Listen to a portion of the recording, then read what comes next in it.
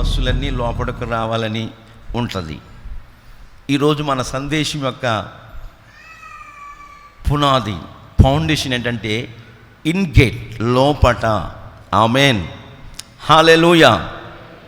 లోపల ఉన్నవారి యొక్క అనుభవాలు ఏమిటి, లోపటుంటే మనం పొందుకునే దీవెనలు ఆశీర్వాదాలు ఏమై ఉంటాయి, లోపల ఉన్నవారిని పరిశుద్ధాత్ముడు లేక మన ప్రభు అయిన యేసుక్రీస్తు వారు ఏ విధంగా మనల్ని కాపాడతారు అనే సత్యాన్ని పరిశుద్ధాత్ముడు మనకు చెప్పాలని ఆశపడుతున్నారు. ఇప్పుడు కూడా ప్రభుత్వం వారు, గవర్నమెంట్ వారు మనకు చెప్తున్నారు ఏమని, బయటికి అనవసరంగా వెళ్ళొద్దు, మీరు ఇంటి లోపలే ఉండండి, మీకు అత్యవసరమైన పరిస్థితులు అయితే వెళ్ళి పని చూసుకుని త్వరగా వచ్చేసేయండి. ఇంతకుముందు ఆటగాయితనంగా తిరిగినట్లు, పని పాట లేకుండా తిరిగినట్లు ఇప్పుడు మీరు తిరగవద్దు. ప్రభుత్వం వారు స్వతహాగా కొన్ని కోట్ల మంది ప్రజలకు మన భారతదేశంలో సెల్ ఫోన్ ద్వారా వినబడుతుంది. మనం రింగ్ చేసామనుకోండి, సెల్ ఫోన్ చేస్తే ముందు రింగ్ వెళ్తలా, ఆ మాటలే వస్తున్నాయి. అత్యవసర పరిస్థితులు అయితేనే మీరు బయటికి వెళ్ళండి. ఎందుకు వాళ్ళకి పని పాట లేదా, అన్ని కోట్ల అన్ని లక్షల రూపాయలు ఖర్చు పెట్టి ఆ యాప్ను ఓపెన్ చేసి ఆ రింగ్ టోన్ అందులో పెట్టారు? అదేం ఊరికినే రాలేదు, మనకి డబ్బులు ఖర్చు అవుతాయి. ప్రభుత్వానికి కొన్ని కోట్ల రూపాయలు ఖర్చు పెడుతున్నారు. ప్రజలమైన మనం అందరం కూడా బాగుగా ఉండాలని, ఆమేన్, అప్రమత్తంగా ఉండాలని. మరి మనం ఆ దిశగా ప్రయాణం చేస్తున్నప్పుడు మనకు క్షేమం కలుగుతుంది. కనుక మనం లోపలే ఉండాలని బైబిల్ చెప్తుంది. అబ్రహాముని వృద్ధుడైనప్పుడు అన్ని విషయముల్లో దేవుడు అబ్రహాముని ఆశీర్వదించాడు. శారా తర్వాత పాత నిబంధన కాలంలో ఒకరు కాదు, ఇద్దరు కాదండి, చాలామంది భార్యల్ని పెళ్లి చేసుకున్నట్టుగా మనం పాత నిబంధనలో చూస్తాం. ఈ క్రొత్త నిబంధన పరిచర్యలో ఏకపత్ని పురుషుడు, హల్లెలూయా, ఒక పురుషునికి ఒకే భార్య ఉండాలి, బహుభార్యతత్వం ఉండకూడదు అని పరిశుద్ధ గ్రంథం బైబిల్ మనకు బోధిస్తుంది. ఆయనకు వృద్ధాప్యం వచ్చినప్పుడు అన్ని విషయాల్లో ఆయన ఆశీర్వదించబడ్డాడు. ఆ తరువాత వాగ్దాన పుత్రుడైన ఇస్సాకుకు యుక్త వయసు వచ్చే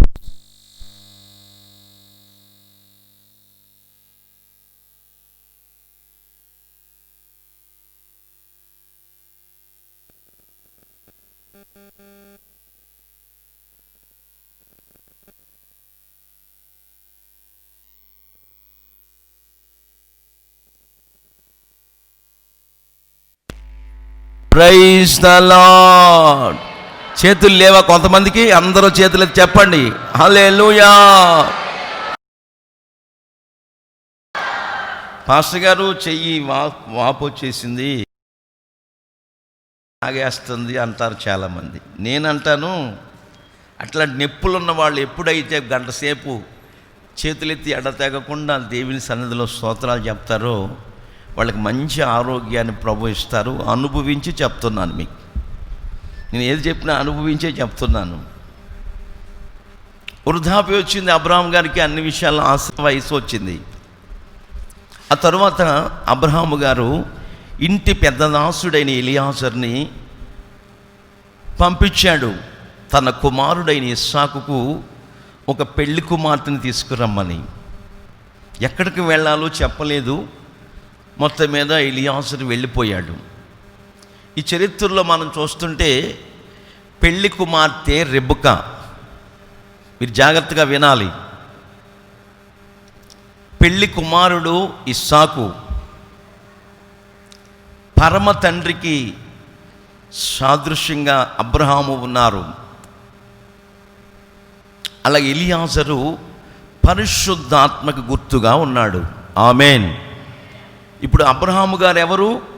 పరలోకపు తండ్రికి గుర్తుగా ఉన్నాడు.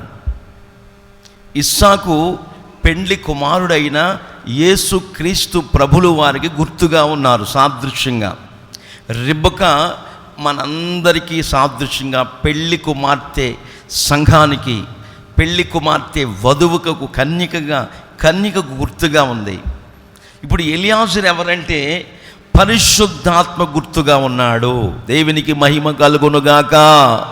హల్లెలూయా, ప్రైజ్ ద లార్డ్. ఇంటి పెద్ద దాసుడైన ఎలియాజర్ని తన కుమారుడైన ఇస్సాకు పెళ్లి కుమార్తెను తీసుకురమ్మని పంపిస్తే, మనము 24వ అధ్యాయములు ఈ చరిత్ర అంతా మనకు కనబడుతుంది. ఈ చరిత్ర అంతా మనం 24 అధ్యాయులు, మీరు ఇంటికి వెళ్తారు అంతా ఆ అధ్యాయం అంతా చదువుకోండి. నేను చెప్పే మాటలన్నీ అక్కడ ఉంటాయి. ఆ తర్వాత ఆయన ప్రయాణం అయి వెళ్ళిపోయారు. ఆయన ప్రయాణం వెళ్ళి తాను తీసుకెళ్ళిన 10 ఒంటెలను ప్రియులారా మోకరింప చేశాడు బావి దగ్గర, బావి దగ్గర. అప్పుడు ప్రార్థన చేసుకున్నాడు, నేను వచ్చిన ప్రయాణం సఫలం చేయయ్యా, ఎక్కడికి వెళ్ళాలో నా యజమానుడు చెప్పలేదు, నా ప్రయాణమంతా సఫలీకృతం చెయ్యి అని ప్రార్థించుకున్న వెంటనే పెళ్లి కుమార్తెని రెబెకా రానే వచ్చింది. చక్కనిది, సౌందర్యవంతురాలు రెబెకా. ఆయన ఒక నిబంధన చేసుకున్నాడు దేవుని సన్నిధిలో. నేను ఈ బావి దగ్గర నేను నా ఒంటెలు కలిసి మోకరించి ప్రార్థించుకుంటున్నామయ్యా యెహోవా తండ్రి, నా యజమానుడు దేవుడివైన యెహోవా అని ఎలియాజరు ప్రార్థిస్తున్నాడు. ఇక్కడికి చాలామంది కన్యకలు వస్తారు. ఒక కన్యకు నేను నాకు నీళ్లు పొయ్యమని, దాహం ఇమ్మని అడుగుతాను. ఏ కన్యక అయితే నేను దాహం ఇమ్మన్న వెంటనే నీకు నీళ్లు పోస్తాను దాహం తీర్చడానికి, నీ ఒంటెలకు నీళ్లు చేది పోస్తాను అని ఏ చిన్నది నాకు చెప్తుందో, ఆమేన్, ఆ కన్యక నా యజమాని కుమారుడైన ఇస్సాకుకు భార్య అని ఒక వడంబడిక ప్రమాణం చేసుకున్నాడండి. మోకరించి ప్రార్థన చేస్తున్న ఎలియాజరు ప్రార్థిస్తూ ఉండగానే రెబెకా వచ్చింది. ఆయన దాహం ఇమ్మని అడిగాడు. నీ ఒంటిలో కూడా నీళ్ళు పోస్తానది. ఈమె నా యజమాను కుమారుడైన ఇస్సాకుకు పెళ్లి కుమార్తె అని నిర్ధారణ అయిపోయింది.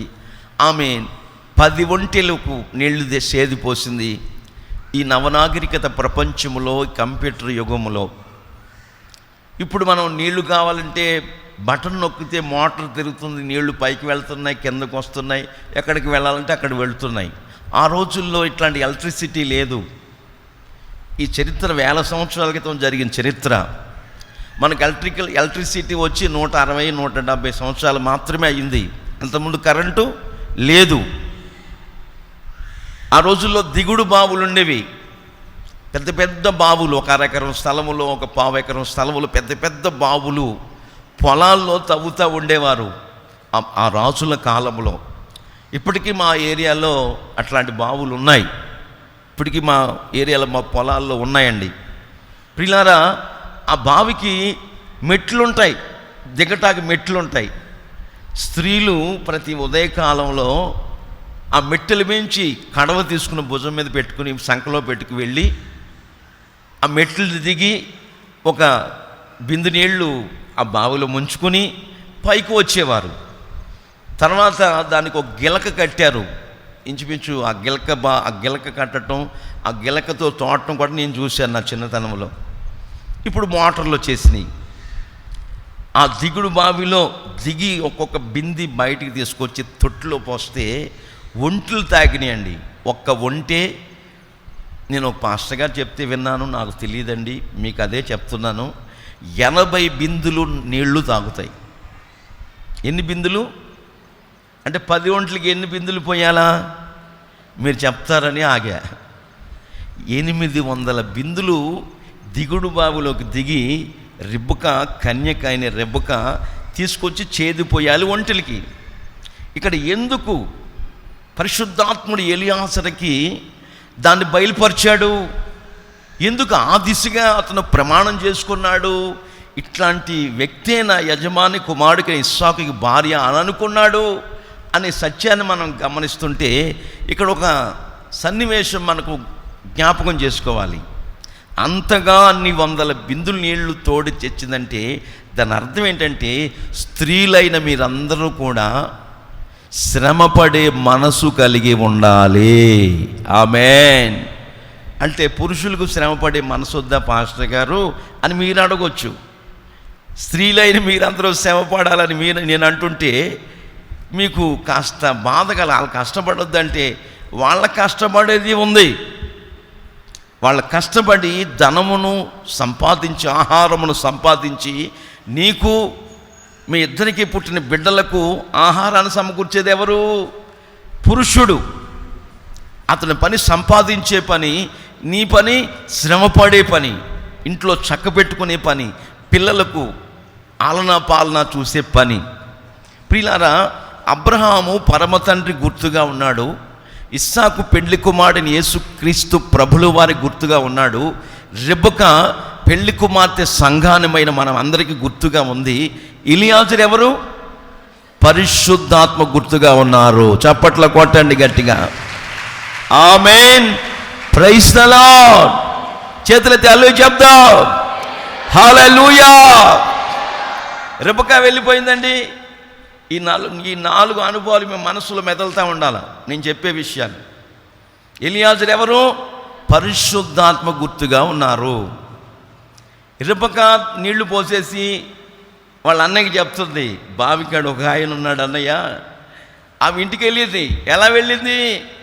చేతు కమ్ములు పెట్టుకొని బంగారం వెండి ధరించుకొని వెళ్ళింది. ముక్కు కమ్మి పెట్టుకొని ముక్కు పుడక ఇంటికి వెళ్ళింది. అమ్మాయి, నువ్వు బిందుతో వెళ్ళేటప్పుడు ఇవన్నీ లేవు, ఎక్కడయ్యే అని వాళ్ళ అన్నయ్య అడిగితే, అన్నయ్య బావి దగ్గర ఒక ఆయన ఉన్నాడు, ఆయన మరి ఆయనకి ఆయన ఒంటికి నీళ్లు చేదిపోసాను, నేను చాలా బిందులు, చాలా శ్రమ పడ్డాను, నా శ్రమకు తగ్గ ఫలితము. చప్పట్లు కొట్టండి గట్టిగా.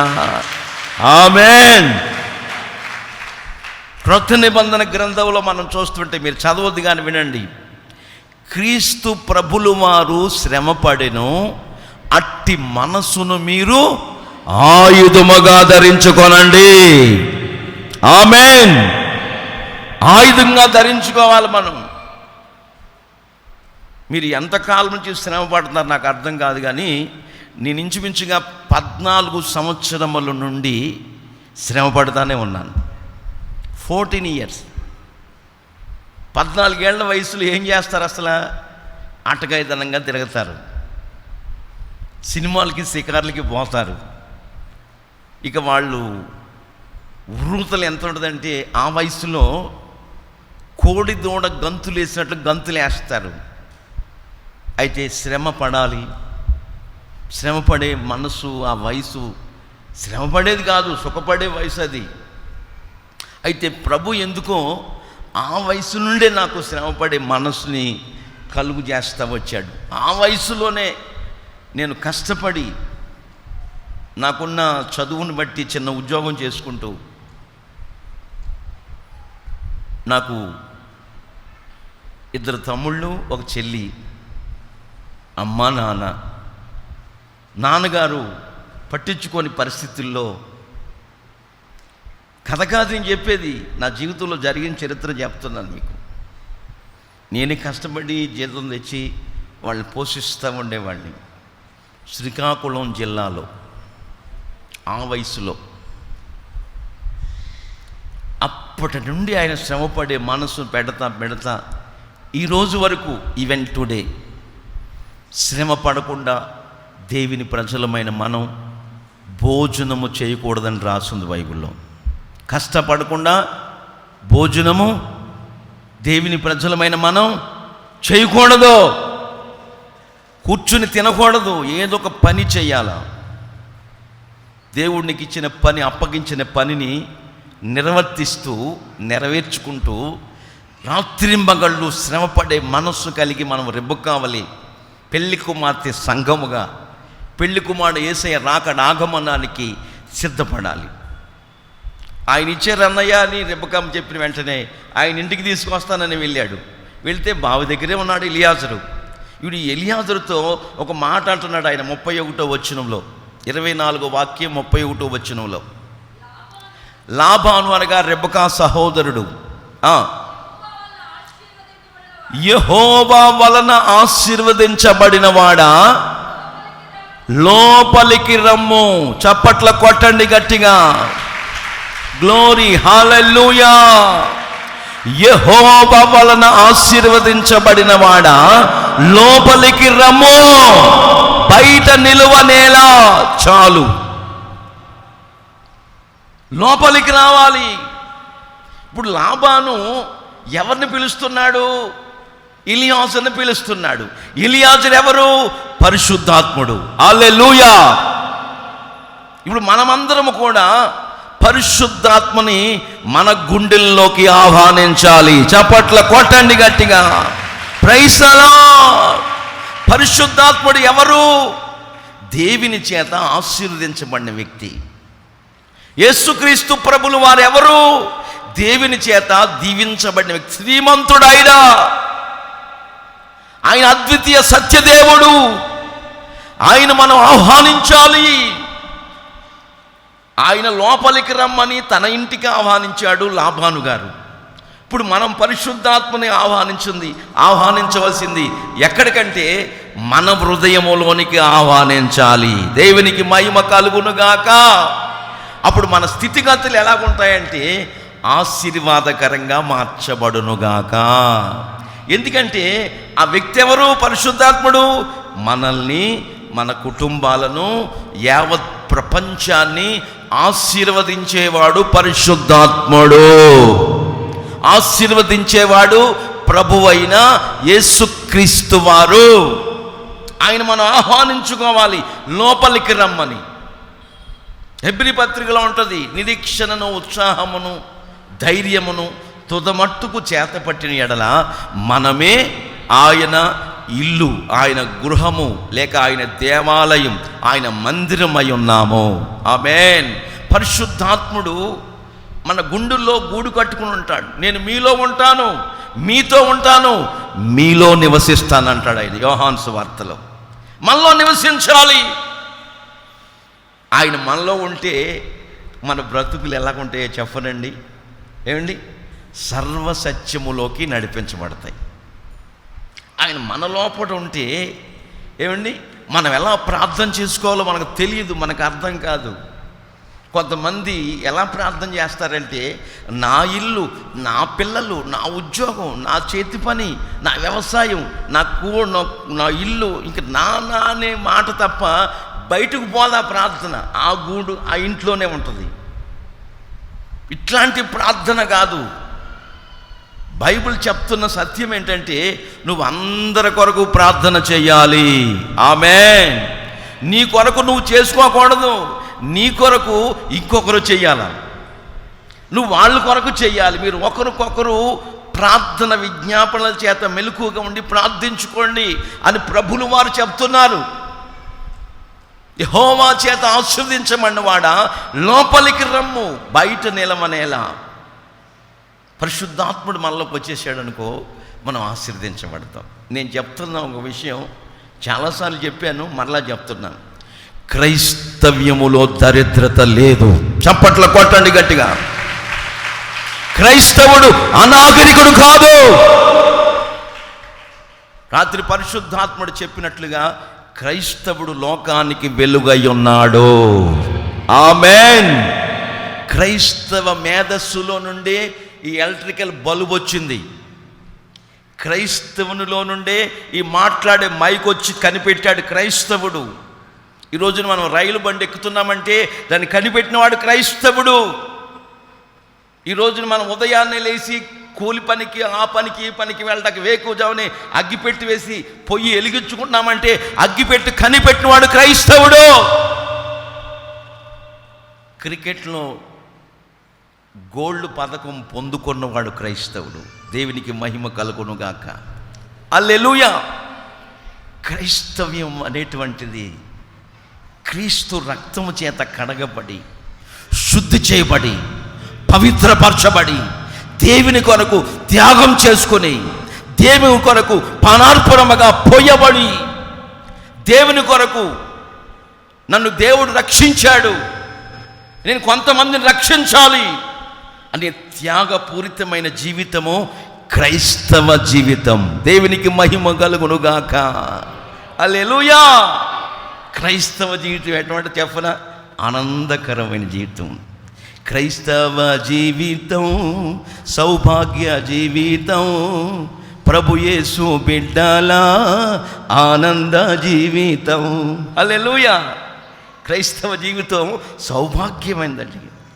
అదేంటండి పాస్టర్ గారు, చాలామంది ఉదయాన్నే కూలి పనికి వెళ్ళే వాళ్ళు ఉన్నారు, 60% ఇందులో.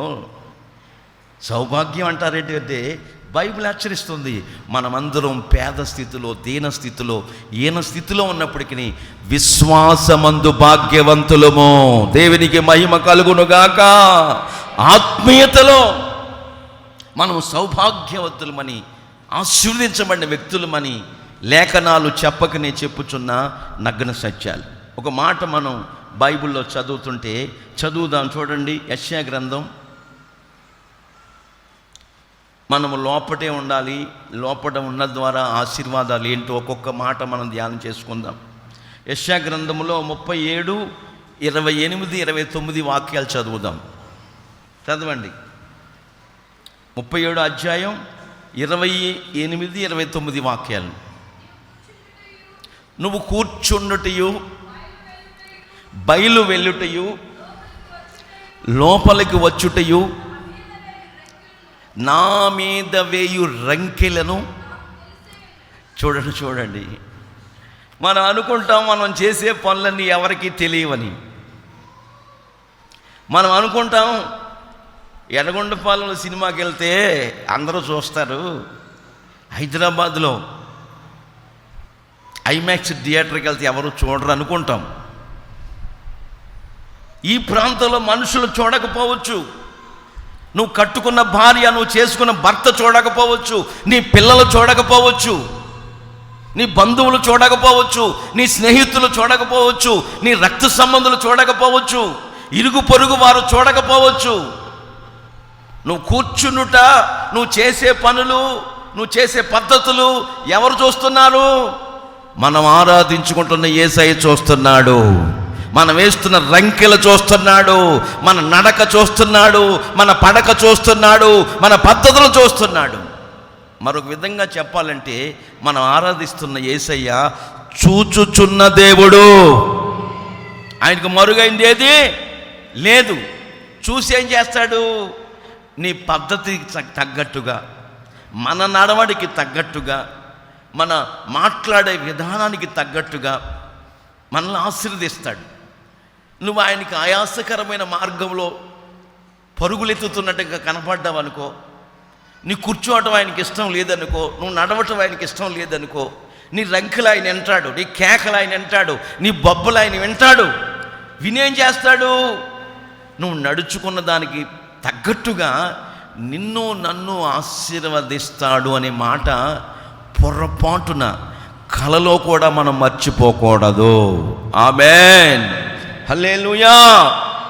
అట్లా మనము ఆయన చూస్తున్నాడు. నీ రంకెలు, నువ్వు కూర్చోవటం, నువ్వు వేయటం, నువ్వు మాట్లాడటం ఆయన చూస్తున్నాడు.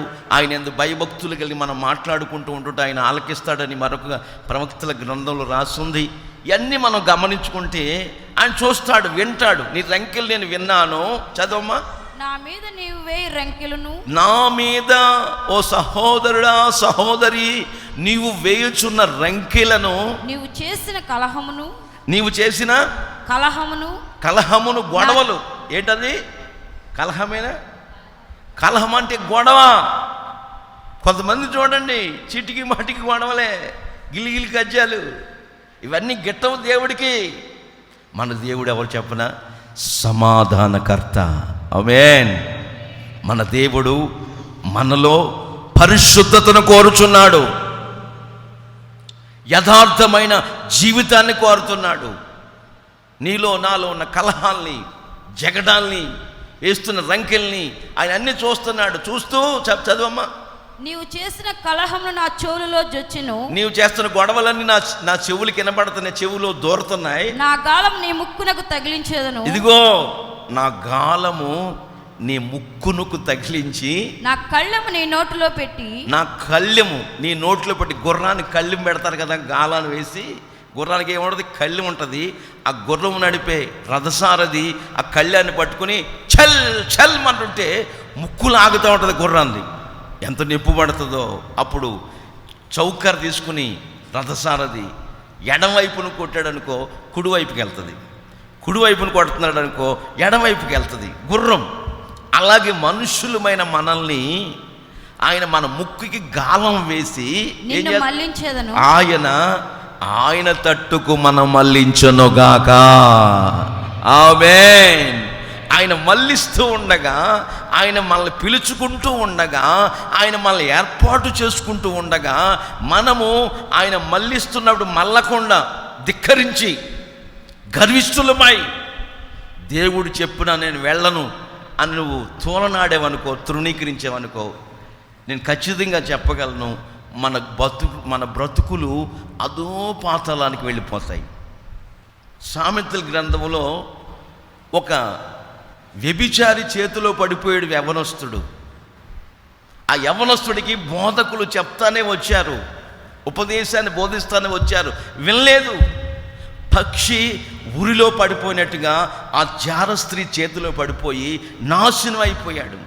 అప్పుడు ఆడు ప్రార్థన చేస్తాడు, ఆ పాతాళంలోకి వెళ్ళిపోతున్నప్పుడు, అయ్యో నా బోధకుల మాట నేను ఎందుకు త్రోసిపుచ్చి తిని, తోలనాడి తిని అంటాడు సామెతల గ్రంథంలో యవ్వనస్తుడు. అట్లాంటి దుర్బలమైన పరిస్థితులు మన జీవితాల్లో రాకుండా ఉండాలంటే మనమందరం కూడా లోపల నాటబడిన వారమై, నా తండ్రి నా తండ్రి చేత నాటబడని ప్రతి మొక్కయు పెళ్ళగించబడుతుంది. మందిరములో మనం నాటబడి, లోపల నాటబడిన వారమై ఫలభరితమైన కుటుంబాలుగా తీర్చిదిద్దబడాలని ఉద్దేశించిన వారమైతే మనము యేసయ్య వైపుకు మళ్ళించబడాలి. ఆమేన్.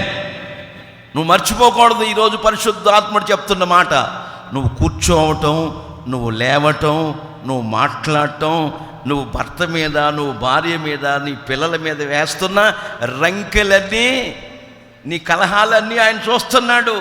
చూసి ఏం చేస్తున్నాడు? ముక్కుకి గాలం వేసి ఆయన తట్టుకు మళ్ళించుకోవాలని, ఆయన సన్నిధికి నడిపించాలని ఆయన చూస్తూ ఉన్నాడు. ఆమేన్. అప్పుడు నువ్వు మళ్ళించబడ్డావనుకో, ఆయన బోధకి, ఆయన ఉపదేశ క్రమానికి మనం లోబడ్డామనుకోండి, దేవుడు అంచెలంచెలుగా మన కుటుంబాన్ని, మన యావదాస్తిని కూడా ఆశీర్వదించడమే కాకుండా ఆయన భద్రపరిచి తరతరాల దీవెనల చేత మనల్ని, మన కుటుంబాన్ని నింపుతాడనే సంగతులు ఈరోజు వరకు వాస్తవాలుగా కనబడుతున్నాయి. ఈ రోజుల్లో బోధకులు ఎలా ఉన్నారని బైబిల్ హెచ్చరిస్తుందంటే, చదవండి మత్తయి సువార్త 7వ అధ్యాయం 15వ వాక్యం చదువుదాం. మత్తయి 7:15.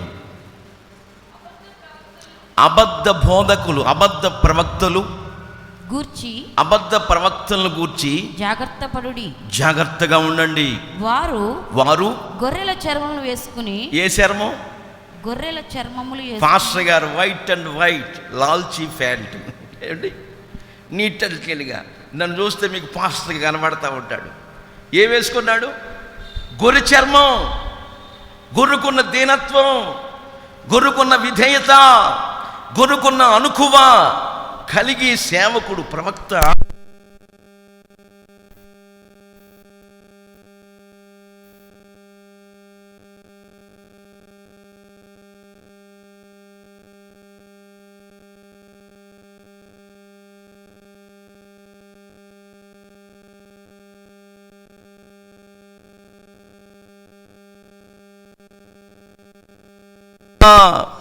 స్తోత్రం.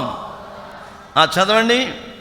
అబద్ధ ప్రవక్తల గురించి జాగ్రత్త పడుడి. అబద్ధ ప్రవక్తలను గురించి జాగ్రత్త పడండి. వారు గొర్రెల చర్మములు వేసుకుని, గొర్రె చర్మం ధరించుకుని మీ యొద్దకు వస్తురు, కానీ మీ యొద్దకు వస్తున్నారు, కానీ లోపల వారు, లోపల చూడండి, లోపట క్రూరమైన తోడేళ్ళు. ఒక గ్రామంలో ఓ పాస్టర్ గారు వెళ్ళారు. జరిగిన చరిత్ర చెప్తున్నాను మీకు. పాపం ఎప్పుడు తిన్నాడో అన్నట్టుగా ఫీల్ అయిపోతూ ఆ పాస్టర్ గారు తెల్లని బట్టలే వేసుకున్నాడు. నాకులాగా పెద్ద బైబిలే పట్టుకుని వెళ్ళాడు, సంచిలో పెట్టుకుని. ఒక ఇంటికి వెళ్ళాడు.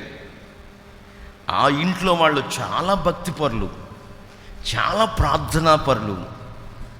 అంతంత మాత్రమే మధ్యతరగతి కుటుంబస్తులు ఆ ఊళ్ళో.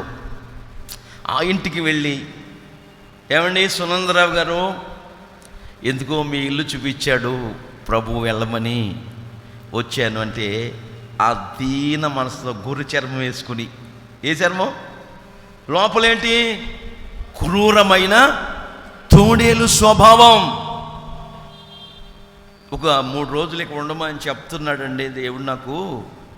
సునందరావు గారు, మరి మీ ఇంటికి వచ్చాను, మరి మీదేమంటారంటే, అయ్యో దేవుడు చెప్తే నేనెవరిని ఆపటాకి, వచ్చి ఉండండి అయ్యా అని ఇంట్లో చేర్చుకున్నాడు. మొదటి రోజు నాటుకోడి పులుసు పెట్టాడు, రెండో రోజు చేపలు వండాడు, మూడో రోజు ఏమో అదేంటది అదే పెద్ద మాంసం వండాడు.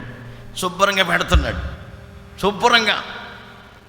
ఆ ఇంట్లో పెద్ద కూతురికి పెళ్లి కుదిరింది. ఏ ఇంట్లో? ఏ ఇంటికైతే దైవ సేవకుడు వచ్చాడు ఆ ఇంట్లోనే. ఆ పెద్ద కూతురికి 70,000 రూపాయలు కట్నం ఇవ్వాలా.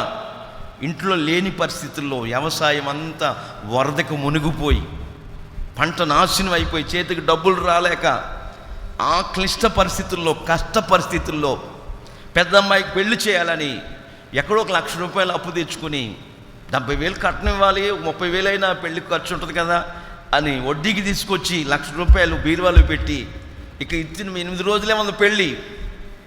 8 రోజుల ముందుకి పాస్టర్ గారు వచ్చాడు. మరి తెలుసుకున్నాడే, మనకు అర్థం కాదు, డబ్బులు తెచ్చిపెట్టి ఉన్నాడని. 3 రోజులు ఉన్నాడండి. ఆ 3వ రోజు తెల్లవారుజాముని బీరువా తాళాలు ఎక్కడున్నాయో చూశాడు. ఈ పాస్టరే. ఏ చర్మం? మీరు చెప్పాలా? గొర్రె చర్మం. లోపడేంటి? క్రూరమైన తోడేళ్ళు స్వభావం. తీసేసుకుని ఆ తలదిండి కింద పెట్టుకున్నాడు తాళాలు. ఆయన ఇంటి యజమాని. వేసవకాలం అది, బయట పడుకున్నాడు. మరి ఎప్పుడు తీసాడో, ఆ దొంగోడు టాలెంట్గా తీస్తాడు కదండి. మనకైతే తెలియదు టాలెంట్గా తీయటం. మనం ఏం చేస్తామంటే తలకాయ దిండి ఒకేసారి లేపుతాం, ఆళ్ళు లెగిసిపోతాడు. ఇది పెద్ద టాలెంట్ కదా. మెల్లిగా లేపుంటాడు, మెల్లిగా ఎంత కొంతమంది చూడండి, సూదేస్తే దున్నపోతు పొడిచినట్టు పడతారు కొంతమంది డాక్టర్స్. కొంతమంది వేస్తారండి అసలు వెరీ వెరీ నైపుణ్యత. హల్లెలూయా. Very very talent. మనతో మాట్లాడుతూ ఉంటారు, సూదేసేస్తూ ఉంటారు. ఆ మాట్లాడిన సార్లు డాక్టర్ గారు సూదే మీకు ఎప్పుడో వేసాను సూది అంటాడు ఆయన. నిజమండి, నిజం చెప్తున్నాను మీకు. ఎప్పుడు తీసాడో తాళం మనకు తెలియదండి. తీశాడు జాగ్రత్తగా. 3 గంటలకి అందరూ పాపం పొలం పని చేసుకునేవాళ్ళు కదండి, కాయ కష్టం చేసుకునేవాళ్ళు కదా, చక్కగా నిద్రపోతున్నారు. ఆరు బయట ఎన్ని దోమలు కుట్టినా లెక్క లేదు, పత్రం లేదు. గుర్రపెట్టి నిద్రపోతుంటే మా అయ్యగారు, గొరిశరం వేసుకున్న అయ్యగారు తాళం తీశాడు. 70,000 లక్ష రూపాయలు. ఏమండి మరి మరి ఏ కట్టలో మనకు తెలీదు. ఓ చెంబులో పెట్టాడు, ఇత్తడి చెంబులో. 5 గంటలకి చెంబు పట్టుకుపోతున్నాడు. ఇంటి యజమాని 5 గంటలకి లేచాడు. పాస్టర్ గారు బయటికి వెళ్తున్నాడేమో అని ఊరుకున్నాడు. ఇక ఎల్లునోడు బ్యాగ్ అక్కడే ఉంది, బైబిల్ ఆ ఇంట్లోనే ఉంది. 3 రోజులు బాగా తిన్నాడు. ఏంటదే? నాటుకోడి పులుసు, చేపల ఇగురు అన్నీ తిన్నాడు. చెంబులో డబ్బులు పెట్టుకొని ఇక అడ్రస్ లేడని వెళ్ళిపోయాడు. ఇక మరలా తిరిగిరాలా. నేను చెప్తున్నాను ప్రియులారా, ఈ రోజు వరకు ఆ ప్రాంతానికి ఏ దైవ సేవకుడు వచ్చినా దొంగగా జమ కడుతున్నారు. వీళ్ళెవరు? పైకి గొర్రెలు చర్మం ధరిస్తారు, లోపట ఏంటి? క్రూరమైన తోడేళ్ళు. పైకి అదే పండుగ, అది ఈస్టర్ పండుగ. రిజిస్టర్ కాదు, ఈస్టర్. ఈస్టర్ పండుగ రోజు సమాధులకి సున్నాలు కొడతారు, సమాధులకేమో దండలేస్తారు పైన. లోపటేంటి? ఏమండి? కంపు. అచితేంద్రత్వముతోనూ, కల్మషముతోనూ, చెడుతోనూ, దుష్టత్వముతోనూ మన జీవితాలు నింపబడి ఉన్నాయి. పైకి అంతా స్ప్రే కొడతా ఉంటాం, పైకి నీట్ అండ్ క్లీన్గా ఉన్నాం, సబ్బు పెడుతాం. లోపటేంటి? ఇప్పుడు వెళ్ళి ఆపరేషన్ చేయించామనుకోండి, డాక్టర్ గారు ముక్కు కాదు గుడ్డ పెట్టుకుంటాడు, కంపు లోపట. అందుకే కొత్త నిబంధనలో ప్రభు చెప్తున్నాడు, మీరు గిన్నెయు పళ్ళెమును పైన శుద్ధి చేయటం కాదురా బాబు, ముందు లోపట శుద్ధి చేసుకోండి, దేవునికి మహిమ కలుగును గాక. మనం ఏది తిన్నా, ఏ ఆహారం తింటున్నా, తినుచున్న ఆహారము ద్వారా మన జీవితాలు మలినము కావు.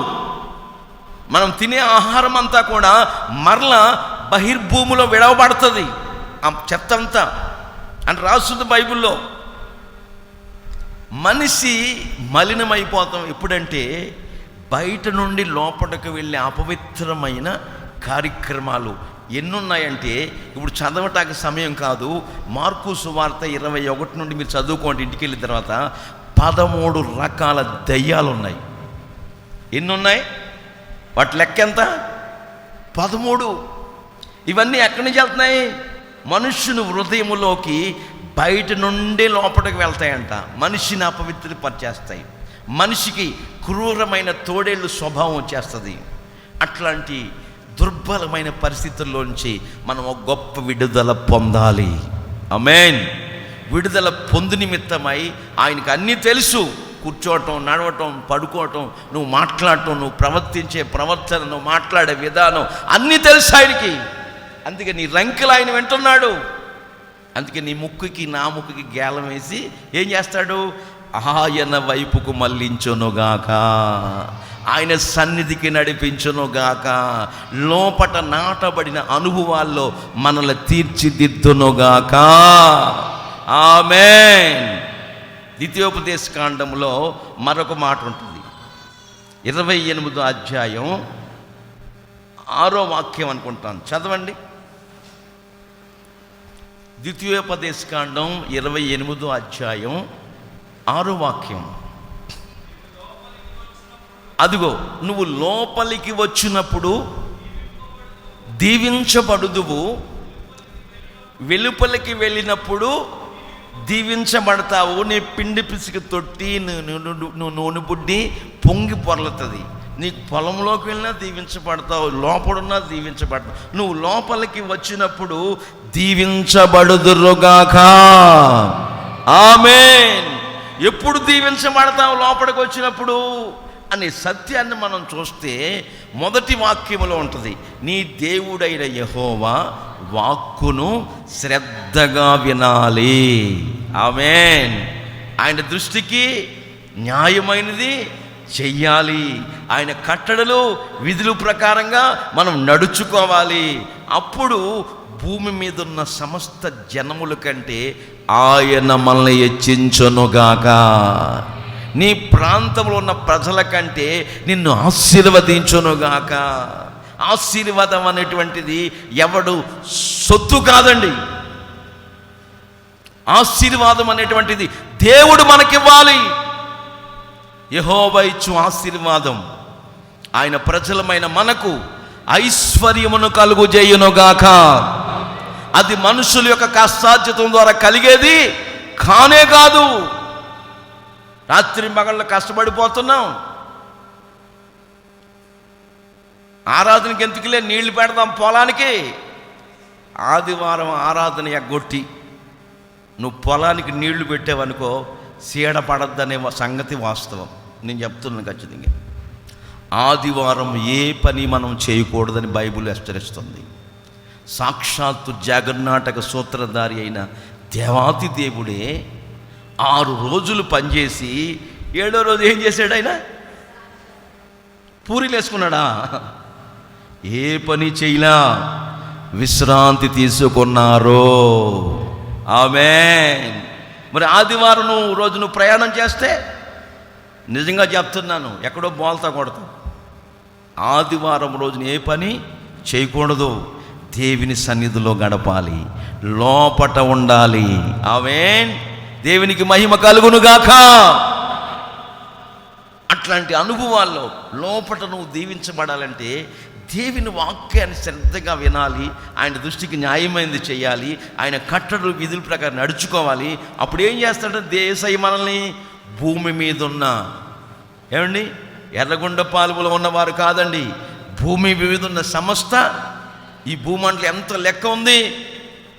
మన భారతదేశంలో చూస్తే ఇటు కాశ్మీర్ నుండి కన్యాకుమారి వరకు ఉంది మన ఇండియా బార్డర్స్. ఏమండి చెప్తా ఉంటారు పెద్దోళ్ళు. నా ప్రియ సంగమా, మన భారతదేశం కాదు, భూమండలం ఎంత లెక్క ఉందో. భూమి మీద ఉన్న సమస్త జనముల కంటే నిన్ను, నీ కుటుంబాన్ని, నీ పాడిని, నీ పంటని ఆయన హెచ్చించునుగాక. అప్పుడు నువ్వు లోపట దీవించబడతావు, లోపలికి వచ్చినప్పుడు దీవించబడతావు, ఎలపలికి వెళ్ళినప్పుడు దీవించబడతావు. నీ పిండి పిసుకు తొట్టి, నీ నూనె పుట్టి పొంగి పొరలుతుంది. కడుపు దిగబడిందియు గొడ్రాలియు నీ దేశంలో, నీ ప్రాంతంలో. అయ్యే మాటలండి అయ్యి. అసలు ఎప్పుడు ఇవన్నీ తలకాయ కింద పెట్టి కాళ్ళు పైకెత్తినప్పుడు కాదు, ఎగిరెగిరి గంటలు కొడితే కాదు, ఉప్మా తిని ఉపవాసం ఉంటే కాదు. దేవుని మాట శ్రద్ధగా వినాలి. ఆమేన్. దేవుని మాటను 100%, 100% పాటించాలి. నువ్వేం చేస్తావంటే, మా బామ్మర్ది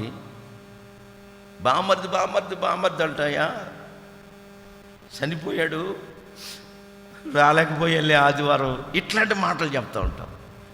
ఇట్లాంటి మాటలు చెప్తే నేను క్షమించిన చూచుచున్నవాడు నీకు బహుమతి ఇవ్వడు. అవన్నీ కుదరవు ఆయనకి. హిజ్కియా అంత మహారాజే. హిజ్కియా ఎవరండి? ఇజ్రాయిల్కి చక్రవర్తి. హిజ్కియా అంత మహారాజే ప్రార్థనా మందిరానికి వెళ్ళి ఆ రోజున విశ్రాంతి దినమున పెందల కడే లేచి తను ఒక్కడే వెళ్ళాడా? రథసారులకి, శతాధిపతులకి, రథాధిపతులకి, ఉద్యోగస్తులందరికీ, ఏయ్ మీ పనులు మీరు చేయండి, నేను మందిరానికి వెళ్ళి అన్నాడా? బైబిల్ రాస్తుంది. పట్టణపు అధికారులందరినీ తీసుకొని, చప్పట్ల కొట్టండి గట్టిగా, పట్టణపు అధికారులందరినీ తీసుకొని యెహోవా మందిరమునకు వెళ్ళాను. వెళ్ళిన దానికి ప్రతిఫలం ఏంటి? హిజ్కియాకు దేవుడు తోడై ఉన్నాడు. అతడు వెళ్ళిన చోటనెల్లా విజయం పొందుతా వచ్చాడు. ఆమేన్. ఈ విజయం పొందటానికి ప్రబలమైన కారణం ఏంటంటే, అతడు దేవుని మందిరానికి వెళ్ళాడు.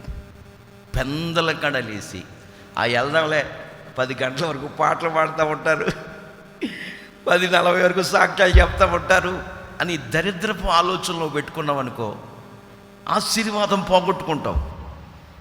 దైవజనులు ఏ టైం ప్రకటించారో ఆ దిశగా నువ్వు ప్రయాణం చేయి. నా దేవుడు నిన్ను ఆశీర్వదించబోతే నన్ను అడుగు. నీ వ్యాపారాన్ని ఆశీర్వదిస్తాడు, నీ ఉద్యోగాన్ని దీవిస్తాడు, నీ వ్యవసాయ రంగంలో నీకు అభివృద్ధి కలుగు చేస్తాడు. భూమి మీద ఉన్న సమస్త జనముల కంటే నువ్వు ఆశీర్వాదకరంగా ఉంటావని ఆయన వాగ్దానపూర్వకంగా చెప్తున్నాడు. నువ్వు లోపలికి వెళ్ళినప్పుడు దీవించబడదువుగాక. ఆమేన్. అట్లాంటి దీవెన, ఆశీర్వాదాలు మనం పొందుకోవాలని ఆయన లేఖనాలు చెప్పకనే చెప్పుచున్న నగ్న సత్యాలు. దేవునికి మహిమ కలుగునుగాక. Praise the Lord. బైబిల్లో మరొక మాట కూడా చూస్తుంటే,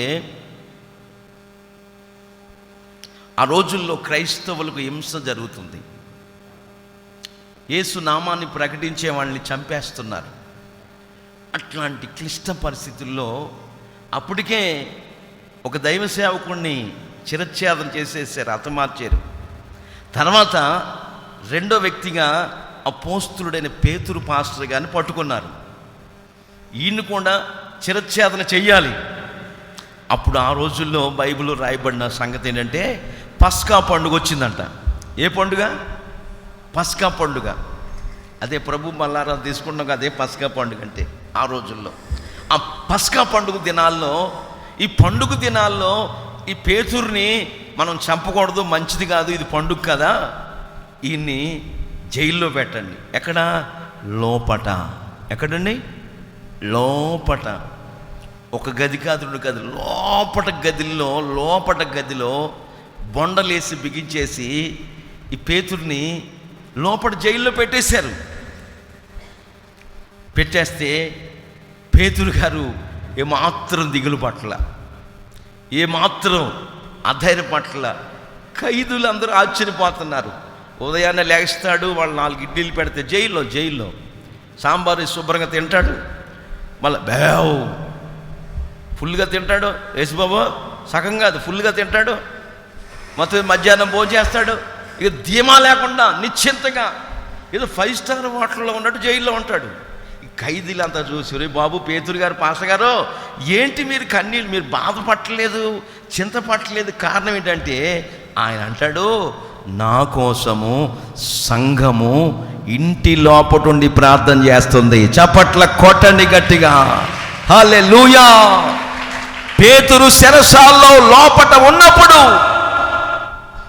సంఘము అత్యాసక్తితో, ఏ ఆసక్తితో?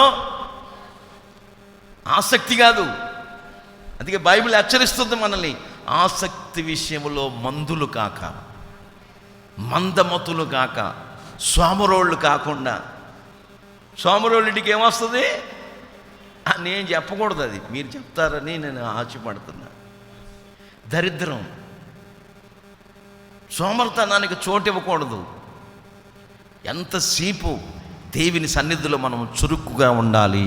ఆమేన్. అసలు భాగ్యం అనేది ఎక్కడ ఉందంటే చురుకుగా ఉండటమే గొప్ప భాగ్యం.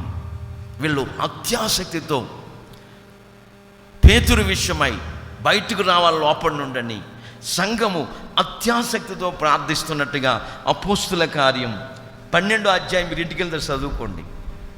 వాళ్ళు అత్యాసక్తితో ప్రార్థన చేస్తున్నారండి.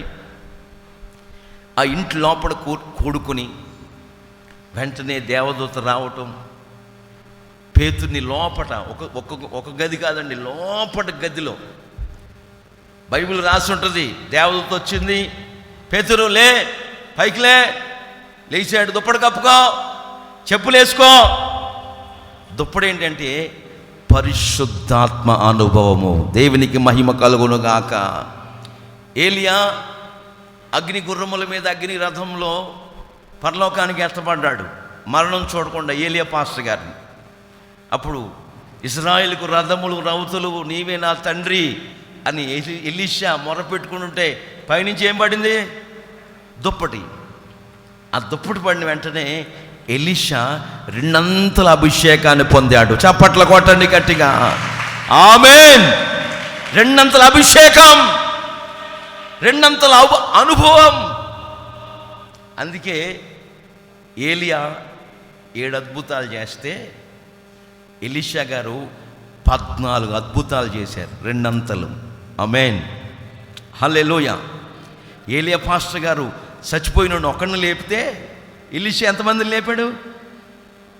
ఏం మాట్లాడరు? 2 లేపాడు. డబల్ అనైంటింగ్, 2 అంతల అభిషేకం. హల్లెలూయా. దేవుని బిడ్డలారా, సంఘము అత్యాసక్తితో ఆ ఇంట్లో కూర్చొని ప్రార్థిస్తూ ఉండగా దేవదూత వచ్చి దుప్పటి కప్పుకోమన్నాడు, చెప్పులు వేసుకోమన్నాడు. చెప్పులేంటండి? మీకు అర్థమై సాగు, అందుకే మందిరానికి రావాలా. చెప్పులేంటంటే సమాధాన సువార్త వలనైనా సిద్ధ మనసనే జోడు. ఆమేన్, హల్లెలూయా. ఈ చెప్పులు ఉన్నటువంటి అర్థం ఏంటంటే మనందరికీ పీస్ ఆఫ్ మైండ్. మనందరికీ ఏముండాలి? Close fellowship. సంఘానికి సేవకునికి క్లోజ్ ఫెలోషిప్, ప్రేమ ఆప్యాయతని పంచుకోవాలి. ఎక్కడో టంగుటూరులో ఆ పక్క విలేజ్లో పుట్టిందండి ఆ చెల్లి. నాకు ఇప్పటికీ అది తలుచుకుంటేనే నాకు ఏడుపు వస్తుంది. ఎక్కడో ఆ విలేజ్లో పుట్టింది. పోనీ నాతో పాటు 10 ఏళ్ళ నుంచి ఉన్న వ్యక్తి కాదు, వచ్చి 4-5 సంవత్సరాలు అయితే ఇక్కడికి వచ్చి మందిరానికి వస్తుంది.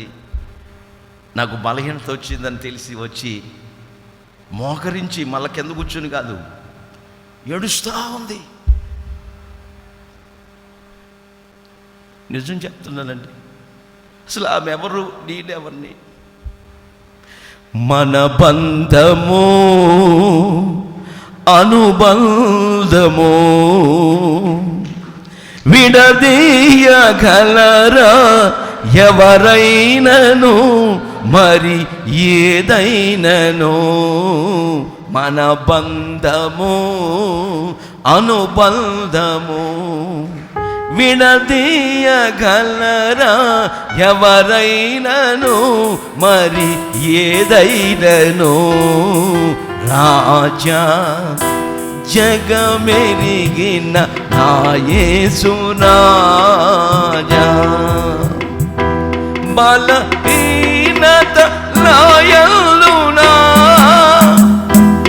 అవమానము నాయందునా పడినను కృంగినను, నీ కృప కలిగి ఉండునే.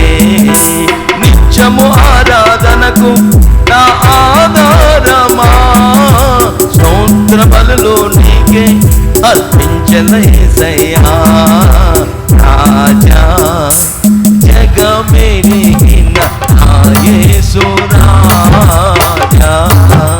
రాగాలను అనురాగాలు కురిపించిన మన బంధము అనుబంధము, ఈ బంధము అనుబంధము విడదీయగలరా ఎవరైనను, మరి ఏదైనను. ఆమేన్, ప్రైజ్ ది లార్డ్. విడదీయలేరు ఈ బంధాన్ని. అసలు ఆమె ఎవరండి? ఆమె ఆడవటం ఏంటి? ఈ బంధం దేవుడు ఏర్పాటు చేసిన బంధం. ఒక అన్నయ్యకి బలహీనత వచ్చిందండి, ఒక చెల్లెమ్మగా ఏడుపు ఆపట్లేదు, నాకు తగ్గిపోయిందమ్మా ఏడవద్దు అన్న ఆపట్ల. ఇదండి ప్రేమ బంధం అంటే. ఇది రక్త సంబంధం కాదు, ఆత్మీయ బంధం. ఆమేన్. కనుక్కున్నవారు రక్త సంబంధులంట, కనుక్కున్నవారు కాటి వరకే వస్తారంటండి. మనకు కనుక్కున్నవారు తల్లిదండ్రులైనా అన్నదమ్ములైనా ఎక్కడి వరకు వస్తారు? కాటి వరకే.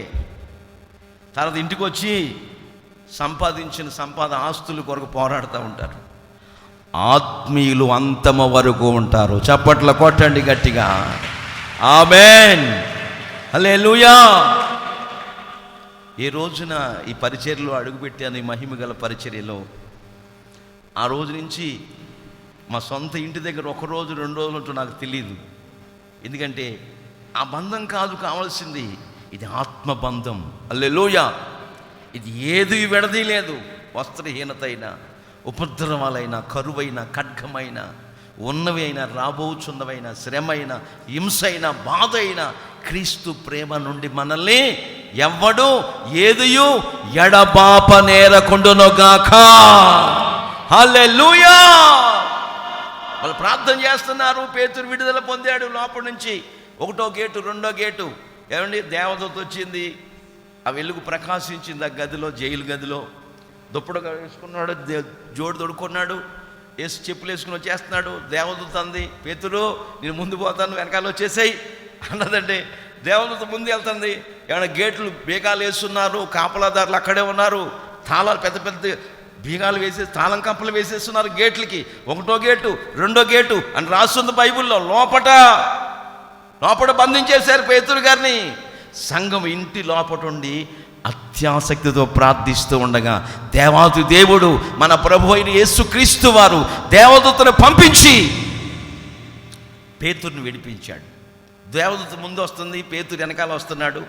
వస్తుంటే ఓం భీం బుస్ ఏమని అన్నాడండి. ఏమల్లా ఆయన నడుస్తూ వెళ్తున్నప్పుడే అదే సూచనగా ఇప్పుడు మీరు పెద్ద పెద్ద షాపింగ్ మాల్స్ చూడండి, రిమోట్ పెద్ద పెద్ద షాపింగ్ మాల్స్, హైదరాబాద్, విజయవాడ, విశాఖపట్నం, పెద్ద పెద్ద సిటీల్లోకి వెళ్ళండి. పెద్ద పెద్ద షాపింగ్ మాల్లోకి వెళ్తే ఇంతకుముందు గేటు తీసేవాళ్ళు, ఒకటి మళ్ళాడికి జీతం. ఇప్పుడు జీతం పల్లె, మనం వెళ్తేనే అని తెరుచుకుంటుంది. నిజమండి. మళ్ళీ మీరు లోపలికి వెళ్ళిపోయి ఏమవుతుంది, అని మూసుకుపోద్ది. రిమోట్ చూసారండి ఎంత చిత్రం. అట్లాగే దేవదూత ఆ జైలు లోపల నుంచి వస్తుంటే ఆ జైలు గేట్లన్నీ అలాగే తెరుచుకున్నాయి. చప్పట్ల కొట్టండి గట్టిగా. ఆమేన్. వాళ్ళు బయటకు వచ్చేసారు. మళ్ళా అని మూసుకుపోయి తాళాలు అలాగా ఉన్నాయి, కప్పలు అలాగా ఉన్నాయి, గేట్లు అలాగా ఉన్నాయి. పేతురు ఆ ఇంటికి వెళ్ళాడు. రాణువారు పేతురుని తీసుకురండి, పండగ అయిపోయింది, ఆయన చంపేద్దాం అంటే పేతురు ఎక్కడ ఉన్నాడు? లేడు. దేవుడికి మహిమ కలుగునుగాక. దేవుడు అద్భుతాలు చేస్తాడు, ఆశ్చర్య కార్యాలు చేస్తాడు. సంఘము అత్యాసక్తితో ప్రార్థన చేయగా పేతురుని విడిపించిన దేవుడు మనల్ని విడిపించడా? ఎందుకు భయపడుతున్నావు? మహమ్మారికి భయపడకూడదు. మనం చప్పట్లు కొట్టండి గట్టిగా, ఆమేన్. ఏ వైరస్కి భయపడకూడదు. ఈ భయం అనేది ఎప్పుడు ప్రారంభమైందంటే మనిషి జీవితంలో ఆజ్ఞ అతిక్రమం అనే పాపం ఎప్పుడు వచ్చిందో అప్పుడు ఈ భయం వచ్చిందని బైబిల్ గ్రంథంలో ఆదికాండం ప్రారంభ పుస్తకంలో చూస్తాం. కనుక ఏ విషయాల్లో భయపడకూడదు. నువ్వు భయపడిపోయినా మనం చనిపోతాం, భయపడకపోయినా చనిపోతాం. మన ఊళ్ళోనే పాపం ఎరువులు అమ్ముకుంటూ ఉంటారంట. ఓ సహోదరులు నాకు చెప్పారు, ఎవరు ఆయనకి పాజిటివ్ వచ్చిందని చెప్తే భయపడి చనిపోయాడంట. ఆయన భయపడకూడదు. భయాన్ని మనం వెళ్ళగొట్టాలి. Amen, praise the lord. Bible హెచ్చరిస్తుంది, బైబిల్ తెలియపరుస్తుంది. యేసయ్య మీద మనకు పరిపూర్ణమైన ప్రేమ ఉంటే, నీలో ఉన్న ప్రేమ, పరిపూర్ణమైన ప్రేమ మనలో ఉన్న భయమును వెళ్ళగొట్టునుగాక. ఆమేన్. భయములన్నిటిలో నుంచి విడిపిస్తాడు. విడిపించి ఒక ఉన్నత స్థితికి కలుగు చేస్తాడనే సంగతి ఈరోజు వరకు వాస్తవాలుగా కనబడుతున్నాయి. కనుక నా ప్రియ సహోదరి సహోదరులారా, మనం ఏ విషయాల్లో భయపడకూడదు. పేతుర్ని చెరసాల లోపల నుంచే విడిపించిన దేవుడు మనల్ని విడిపించలేడా? ఆ రోజు ఉన్న దేవుడు ఈరోజు కూడా ఉన్నారు. ఆయన నిన్న నేడు నిరంతరము ఒక్కటి రీతిగా ఉన్నారు. ఈ లోపల ప్రార్థిస్తున్నారా? పేతురు వచ్చి తలుపు తట్టుతున్నాడు. ఇక్కడ ఒక సన్నివేశాన్ని మీరు వినాలి. పేతురు గారు తలుపు తట్టుచూ ఉన్నప్పుడు అక్కడ రొదే అనగా గులాబీ. రొదే అనగా అర్థం ఏంటి? గులాబీ అని అర్థం. ఈ రొదే అనే చిన్నది పేతురు తలుపు తట్టుచున్నాడని విశ్వాసముతో అత్యాసక్తితో ప్రార్థిస్తూ ఉన్నారు కదండి. ఇంటి లోపటుండి ఆ ప్రార్థన చేస్తూ ఉన్న ఈ చిన్నది పేతురు గారు వచ్చేసాడు. మనం ప్రార్థన చేసాం కదా, మన ప్రార్థన యేసయ్య ఆలకించాడు. పేతురు గారిని ఆ జైలు లోపటి నుంచి బయటికి తీసుకొచ్చాడు. ఇదిగో పేతురు గారు తలుపు తట్టుచున్నాడు అని. ఆ తలుపుకి ఏముంటుంది? గొప్పోళ్ళ ఇళ్ళకి తలుపులకి ఏముంటాయి? భూతార్థం పెడతారు మధ్యలో. అంటే తలుపు తట్టినోడు అసలు దొంగోడా మా బంధువా అందులోంచి చూస్తారు. మీకు తెలుసో తెలీదు. కొన్ని గొప్పోళ్ళు వెళ్ళడు. మనకెక్కడ ఎడితేనని మనకుండవు. మన అంత మధ్యతరగస్తులు గొప్పోళ్ళు ఇళ్ళ పెట్టుకుంటారు భూతార్థం. ఆ భూతార్థంలో చూస్తే పేతురు పాస్టరే. ఇక హృదయకి ఉల్లాసం ఎక్కువైపోయి, సంతోషం ఎక్కువైపోయి, యేసయ్య నా ప్రార్థన విన్నాడు, యేసయ్య మా అత్యాసక్తితో ప్రార్థన చేసిన ఆలకించాడు. పేతురు పాస్టర్ గారు వచ్చేసాడు. అన్నయ్య, యోహాన్ అన్నయ్య, మార్క్ అన్నయ్య, అదే ప్రార్థన చేసేవాళ్ళని. పేతురు గారు వచ్చి, నోర్మై, పిచ్చి మాట్లాడుకో.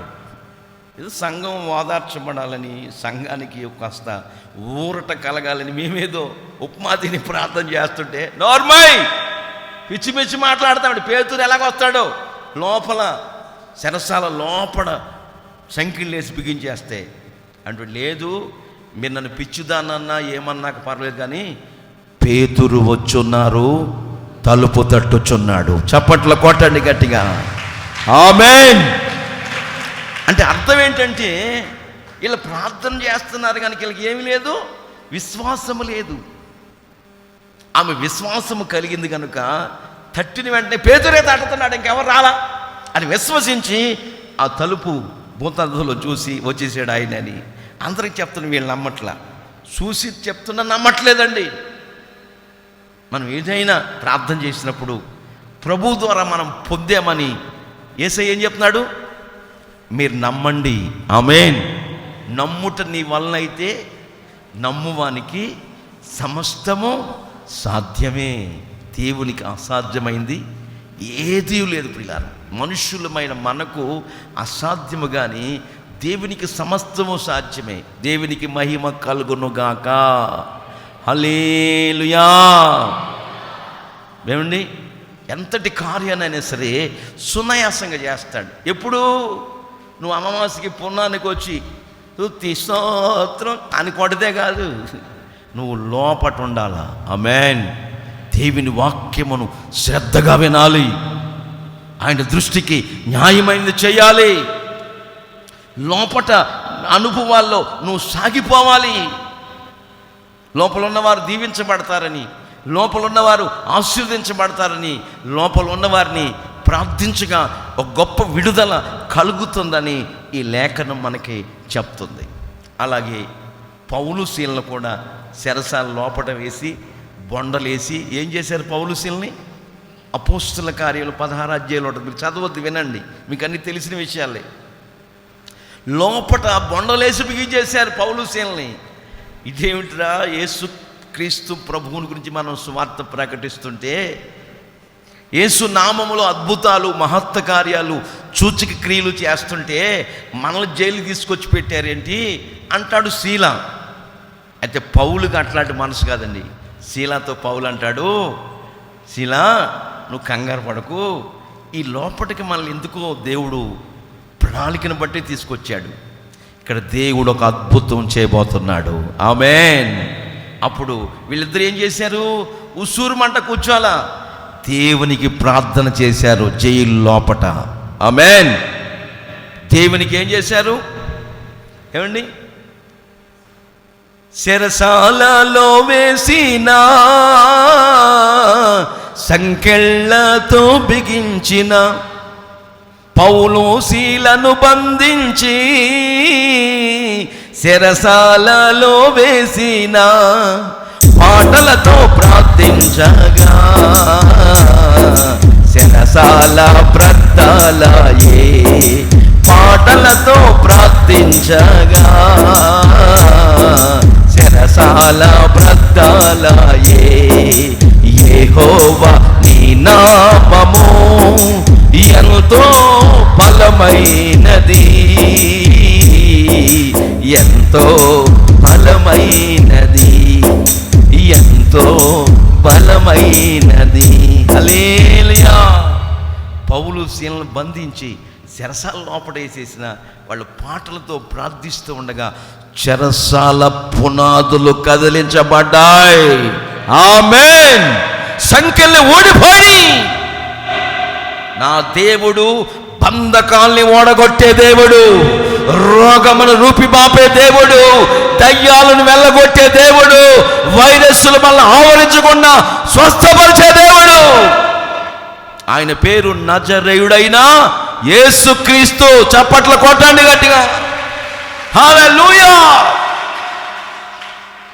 చెరసాలు తెరుచుకున్నాయి, భూకంపం కలిగింది, సంఖ్యలు ఊడిపోయినాయి.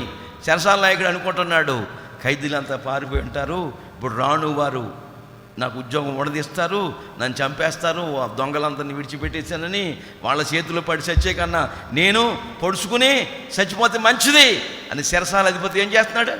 కత్తి పెట్టుకుని పొడుచుకుందామని చూస్తుంటే పౌలు గారు అంటాడు, చెరసాల నాయకుడా నువ్వు ఏ హానియు చేసుకోవద్దు, ఖైదీలు మరి మేమందరం కూడా ఇక్కడే ఉన్నాం, కావాలంటే ఈ చీకట్లో నీకేం కనపట్ల దీపం వెలిగించి తీసుకురా, మమ్మల్ని అందరూ మొఖాలు చూడు, మేము ఇక్కడే ఉన్నాం అంటే చెరసాల అధిపతి దీపం వెలిగి తీసుకొచ్చి చూస్తూ ఉన్నాడు.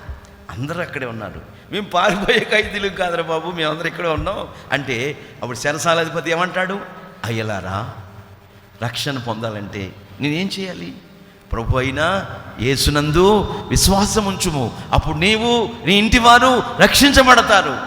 వెంటనే చెరసాల అధిపతి కుటుంబ సమేతంగా బాప్తిస్మం పొందాడు. ఇంటి వారందరితో కూడా భయభక్తులు కలిగి యేసునందు ఆనందిస్తూ ఉన్నాడు. దేవునికి మహిమ కలుగునుగాక. లోపట ఉన్నవారికి లేకపోతే యేసయ్యలో ఉన్నవారికి పరిశుద్ధాత్మని, ఆ ఎలియాజరు యెహోవా చేత ఆశీర్వదించబడినవాడా, బయటని నిలబడ్డం ఎందుకు, లోపలికి రా అని పరిశుద్ధాత్మను మనలోకి ఆహ్వానించుకుంటే, ఆయన మన గుండెలో నివాసం చేస్తున్నట్లయితే, పరిశుద్ధాత్ముడు మన గుండెలో ఉంటే ఎంత ఆనందం అండి, ఆనందమే. ఆహా, ఇంకెందుకంటే సాంబార్ వెతుకులు, ఆకలి లేదు. ఈ ఆరాధన అయిపోయాక నన్ను భోంచేయమని ఆడావిడి పెడతా ఉంటా, నాకు ఆకలి రాదు. ఎందుకంటే ఆత్మ సంబంధమైన ఆహారం మనం భుజిస్తున్నాము కనుక ఈ భౌతిక సంబంధమైన ఆహారం కొరకు మనం ప్రయాసపడవలసిన అవసరం లేదు. ఆయన పంచ పరమాణాలతో మనకు వడ్డిస్తాడు. చప్పట్ల కొట్టండి గట్టిగా. హల్లెలూయా, హల్లెలూయా. ఈ భౌతిక సంబంధమైన వాటి కొరకు మనం ప్రయాసపడవలసిన అవసరం లేదు. ప్రభు చెప్తున్నాడు, ఏమి తిందుమో, ఏమి త్రాగుదుమో, ఏమి ధరించుకుందామో అని మీ దేహాల గురించి మీ వస్త్రాలు చింతపడకండి. వీటన్నిటి విషయమై నన్ను ఎరగని వారు చింతపడతారు, అన్యజనులు చింతపడతారు. మీరు చింతపడొద్దు. మీకేం కావాలో నాకు అన్నీ తెలుసు. అయితే మీరు చేయవలసిన పని ఏంటంటే, ఫ్రమ్ ద బిగినింగ్, మొదట నా నీతిని, నా రాజ్యమును వెదకండి, అప్పుడు అవన్నీ మీకు అనుగ్రహించబడునుగాక. ఆమేన్.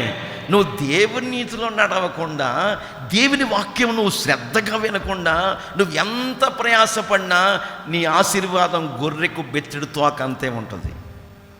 కొంతమందిని చూస్తూనే ఉన్నానండి 15 సంవత్సరాలు నేను. ఆ ఆశీర్వాదం అని అంతంత మాత్రమే. కారణం ఏంటో చెప్పనా? లోకంలో ప్రాకులాడుతూ ఉంటారు, లోకంలో తిరగలాడుతూ ఉంటారు, దేవుడు చెప్పినట్టు నడవరు. అలా నడిచి చూడండి, 2021 డిసెంబర్ కల్లా మీ బ్రతుకులు ఎలా నాకు చెప్పండి. నిజం చెప్తున్నాను మీకు. దేవుని సన్నిధిలో ఎవరైతే నాటబడతారో, దేవుని లోపట, దేవుని అనుభవాల్లో పరిశుద్ధాత్మను గుండెల్లోకి చేర్చుకుని, ఎలియాజర్ని లాబాను తన ఇంటికి చేర్చుకున్నట్టుగా పరిశుద్ధాత్ముని మన గుండెలోకి ఎవరైతే చేర్చుకుంటారో వాళ్ళు దేవుని వాక్యాన్ని శ్రద్ధగా వింటారు, దేవుని మార్గాలు నడుచుకుంటారు. వాళ్ళు కూర్చోవటం, వాళ్ళు పడుకోవటం, వాళ్ళు మాట్లాడటం, వాళ్ళ నడక, వాళ్ళ పడక, వాళ్ళ ఆలోచనలు ఆయన చూస్తున్నాడు. యెషయా 30 ఏళ్ళు చదివినట్టుగా చూసి ఏం చేస్తాడు? పోతే పోరా అంటాడా? ముక్కుకు గేలం వేస్తాడు. ఆమేన్. కళ్ళు పెడతాడు, ఆయన వైపుకు మళ్ళించుకుంటాడు. ఆమేన్.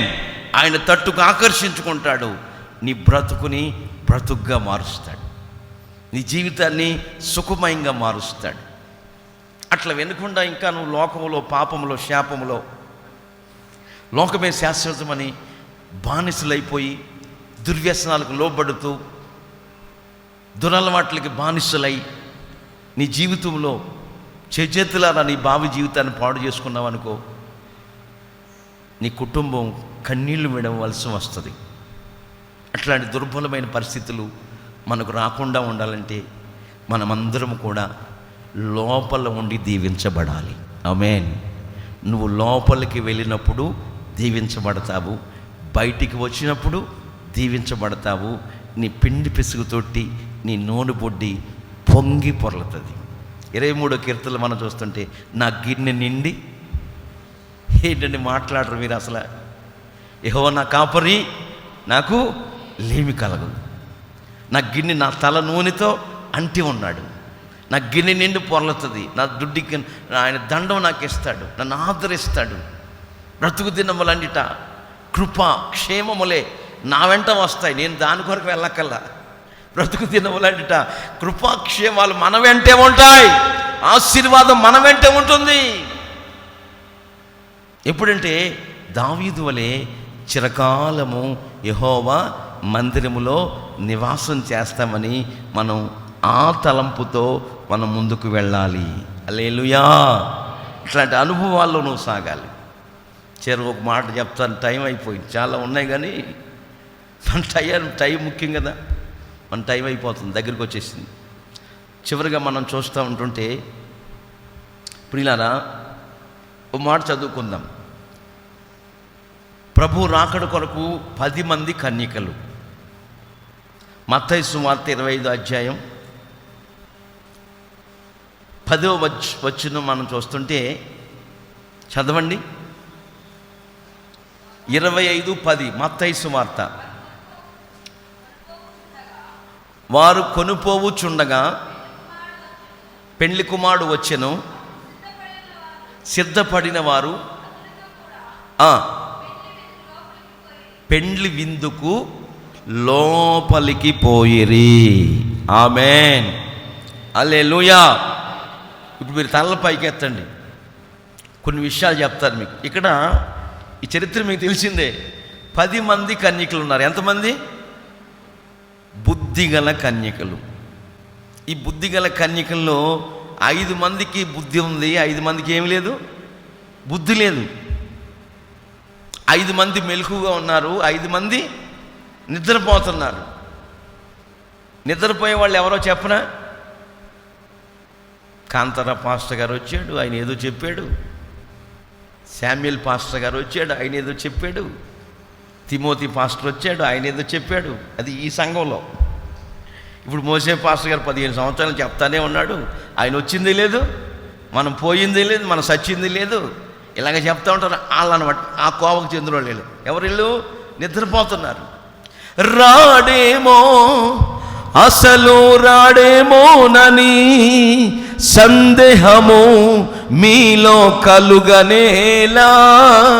రాడేమో, అసలు రాడేమోనని సందేహము మీలో కలుగనేలా.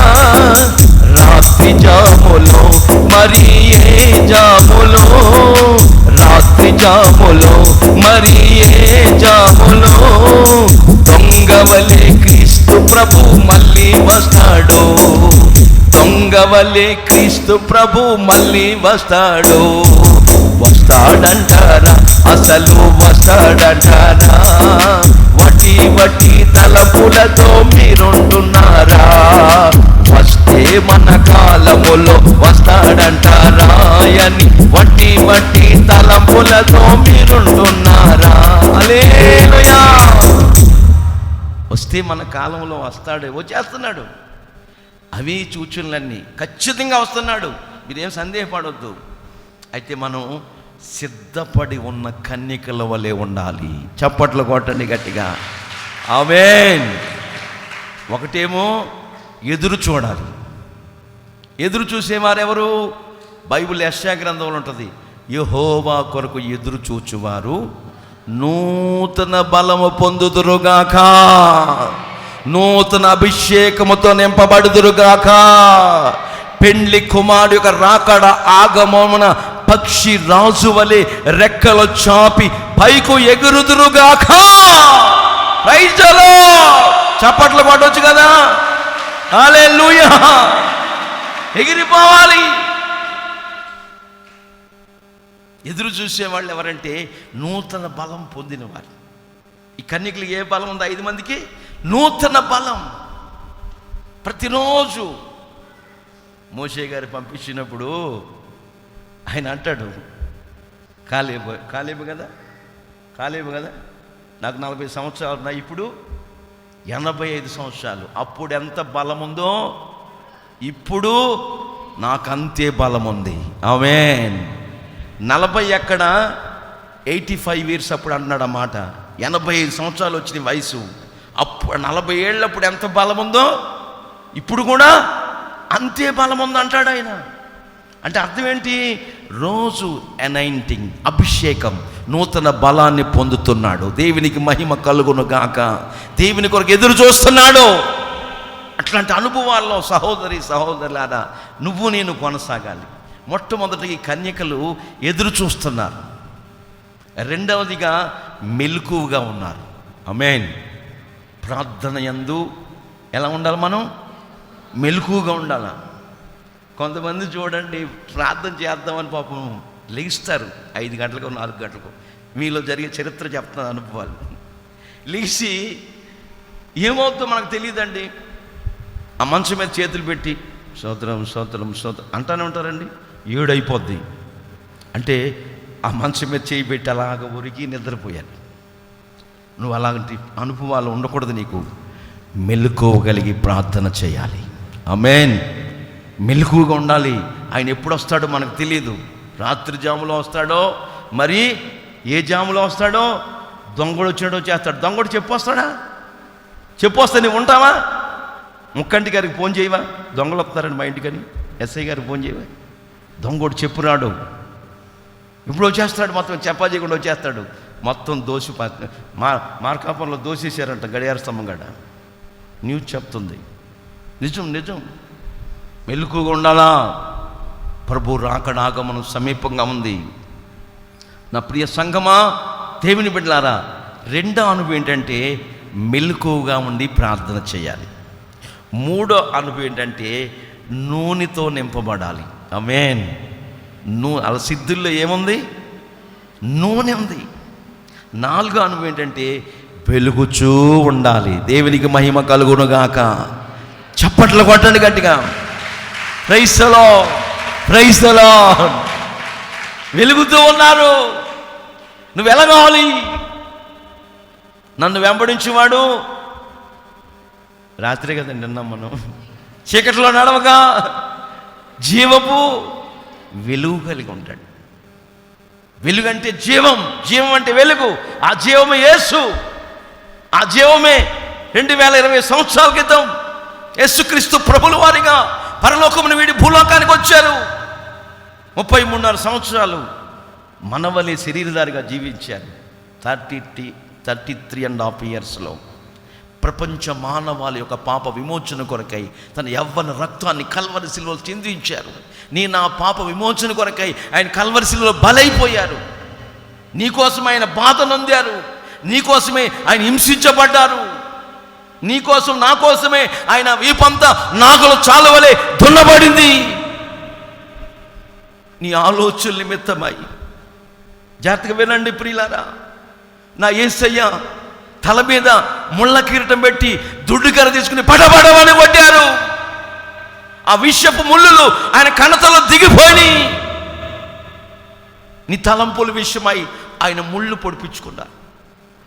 నీ నడక విషయమై ఆయన కాళ్ళంతా రక్తశక్తం. నీ పాపం అంతా మొయ్యరాని కొయ్య సిలువను భుజాల మీద మోసుకుంటూ ఆయన మోసుకు వెళ్ళిపోయాడు కపాలం అనబడిన స్థలానికి. ఇజ్రాయెల్ దేశంలో ఆ స్థలానికి 2 సార్లు వెళ్ళొచ్చాను దైవజనులు యేసన్న గారితో. చాలా జాగ్రత్తగా ఉండాలి ప్రియులారా. ఆయన మన కోసమే మరణించాడు. మన కోసమే 3వ రోజున మృత్యుంజయుడై తిరిగి లేచాడు. పునరుత్థానుడై తిరిగి లేచాడు.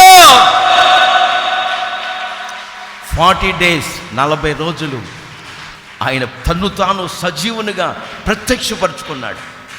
40 రోజున పరలోకానికి ఆరోహణమై వెళ్ళిపోయాడు. నీ కోసం, నా కోసం తండ్రి కుడిపార్శ్వాన కూర్చొని ఆరోహణమై వెళ్ళిన యేసయ్య తండ్రి కుడిపార్శ్వాన కూర్చొని విజ్ఞాపన చేస్తున్నాడు. దినమంతయు లోబడనొల్లని ప్రజల వైపు తన చేతులు చాపుతున్నారు. హల్లెలూయా. కనుక నా సహోదరి సహోదరులారా, పెండ్లు విందుకు పిలువబడిన వారు ధన్యులు. గొర్రె పిల్ల వివాహ మహోత్సవ సమయంలో పాలు పొందువారు ధన్యులు. 13వ వచనంలో మనం 10వ వాక్యంలో చూస్తుంటే వాళ్ళు సిద్ధపడి ఉన్న వారంతా పెండ్లు విందుకి లోపలికి వెళ్ళిపోయారు. తలుపులు వేయబడ్డాయి. ఈ మిగిలిన కన్యకలు తలుపు తీయ్యా, తలుపు తీయని తట్టుచుంటే యేసుప్రభు వారు అంటారు, మీరు ఎవరో నేను ఎరగను. నిద్రపోయే వాళ్ళు ఆయన ఎరగడు. వీళ్ళ దగ్గర ఏమి లేదు, నూనె లేదు, మెలకుగా లేరు. యేసుప్రభు వస్తున్నాడని ఎదురు చూడలా. ఏదో వండుకోవటం, తినేయటం, మళ్ళీ పండుకోవటం, మళ్ళీ పాసుముఖం కడుక్కోవటం, మళ్ళీ కాఫీ తాగటం, మళ్ళీ భోంచేయటమా కాదు. నువ్వు ఎదురు చూడాలా. నువ్వు మెలకుగా ఉండాలి. పరిశుద్ధాత్మ నూనె అభిషేకముతో ప్రతి శనివారం రోజున పరిశుద్ధాత్మ కూడికకు వచ్చి నువ్వు అభిషేకించబడుతూ అభిషేకముతో నింపబడుతూ ఉండాలి. ఆమేన్. Praise the lord. చేతుల తల్లి చెప్పండి హల్లెలూయా. అప్పుడు అలాగ ఉన్నప్పుడు ఎదురు చూస్తూ మెలకుగా ఉండి నూనె సిద్ధం చేసుకుని ఆయన పిలుపుకు ఎదురు చూస్తూ మెలకుగా ఉండి అభిషేకంతో నింపబడిన వారమై ముందు కొనసాగుతుంటే ఆయన స్వరం మనకి వినబడుతుంది. ఆమేన్. హల్లెలూయా. చాలామంది ఉన్నారు గుర్రాల మీద. సౌలు ఉన్నాడు. అందరూ చూశారు కంటే వెలుగుని, స్వరం విన్నా. స్వరం ఎవరున్నారు? సౌలు ఒక్కడే విన్నాడు. ఆమేన్. శారం ఉంది, అబ్రహాము ఉన్నారు. అబ్రహామా అని దేవుడు పిలుస్తున్నాడు. గుడారంలో శారా కూడా ఉంది. ఆ స్వరము అబ్రహాము గారికి వినబడింది, శారాకి వినబడలా. వినబడుంటే ఏం చేస్తుంది? ఆమె కూడా బయటకు వచ్చుండును. అప్పుడు ఏం చేస్తుంది? నీకొక్కడైన నీ కుమారుణ్ణి మోరియా పర్వతాన్ని తీసుకొచ్చి బలి చేసాయి అని అబ్రహాముతో చెప్పాడు దేవుడు. అది శారాగా నేనుంటే ఏం చేస్తుంది? దేవుడు లేడు, జీవుడు లేడు. ఈ వయసులో నాకు పుట్టిన బిడ్డని నీకు ఇస్తానేంటయ్యా, నువ్వు అవతలమా అని దేవుణ్ణి ధిక్కరించేది. అందుకే ఆ స్వరము శారాకి వినపడలా. ఎవరికి వినపడింది? అబ్రహాము గారికి మాత్రమే వినపడింది. దేవునికి మహిమ కలుగునుగాక. హల్లెలూయా. అందుకే అబ్రహాము విశ్వాసులకు తండ్రి అయ్యాడు. దేవునికి మహిమ కలుగునుగాక. కనుక మనం బుద్ధిగల కన్నికల వలె నూనె సిద్ధపరుచుకున్న వారమై, మెలకువ కలిగి ఆయన రాకడ ఆగమనం కొరకు ఎదురు చూస్తున్న వారమై ఉన్నప్పుడు ఆయన వచ్చేస్తాడు, ఆయన మనల్ని పిలుస్తాడు, మనము లోపటికి వెళ్ళిపోతాం. అక్కడ 7 years, ఎన్ని సంవత్సరాలు? 7 సంవత్సరాలు గొర్రె పిల్ల వివాహ మహోత్సవం. ఎవరికి పెళ్ళి? క్రొత్త నిబంధన సంఘమైన, పెళ్లి కుమార్తె అయిన, వధువైన మన అందరికీ, పెళ్లి కుమారుడైన యేసుక్రీస్తు ప్రభుల వారికి పరలోకంలో వివాహ మహోత్సవం. పాస్టర్ గారు, మరి వివాహం అయిపోయిన తర్వాత అదేంటది కాపురం పెట్టాలా? వివాహం అయిపోయిన తర్వాత ఏంటండి పాస్టర్ గారు మన ముగింపు ఏంటి అని మీరు అడగవచ్చు. మన ముగింపు ఏంటంటే, వివాహం అయిపోయిన తదనంతరం గొర్రెపిల్ల పరివారముతో, గొర్రెపిల్ల అయిన ప్రభు అయిన యేసుక్రీస్తు వారు దేవదూతల పరివారముతో, పరిశుద్ధుల పరివారముతో ఏ ఒలివుల కొండ మించి ఆయన పరలోకానికి ఆరోహణమై వెళ్ళారో, అలాగే పెళ్లి కుమార్తె సంఘమైన పరిశుద్ధులందరినీ పరివారముతో, దూతల పరివారంతో దిగివచ్చి ఏకఛత్రాధిపతిగా 1000 years 1000 సంవత్సరములు పరిపాలన చేస్తాడు. ఆ రోజుల్లో ఏమండి, ఈ ప్రభుత్వాలు ఏమీ ఉండవు, పరిశుద్ధులు ఏలుబడి చేయుదురుగాక. ఆమేన్. అందరూ తల వంచి కళ్ళు పోయండి. ఈ లోక దేవతలన్నీ ఆయన ముందరా సాగిలపడి నమస్కరించి గడగడలాడోను. యేసు రాజుగా వచ్చుచున్నాడు. భూలోకమంతా తెలుసుకుంటారు. రవి కోటి తేజుడు రమ్యమైన దేవుడు, రవి కోటి తేజుడు రమ్యమైన దేవుడు రారాజుగా వచ్చుచున్నాడు. యేసు రారాజుగా వచ్చుచున్నాడు. యేసు రాజుగా వచ్చుచున్నాడు. లోకమంతా తెలుసుకుంటారు. క్రైస్తవుడా మరువవద్దు ఆయన రాకడా, క్రైస్తవుడా మరువవద్దు ఆయన రాకడా. కనిపెట్టి ప్రార్థన చేయి సిద్ధముగా ఉండి. ఆమేన్. కనిపెట్టి ప్రార్థన చేయి సిద్ధముగా ఉండి. రెప్పపాటున మారాలి, రెప్పపాటున మారాలి. యేసయ్య చెంతకు చేరాలి మనం, యేసయ్య చెంతకు చేరాలి. యేసు రాజుగా వచ్చుచున్నాడు. లోకమంతా తెలుసుకుంటారు. నిన్న నేడు నిరంతరం మారని మారవు. నా జ్ఞాపకాలలో చెరగని వాడు యేసయ్యా. నిన్న నేడు నిరంతరం మారని మారవు.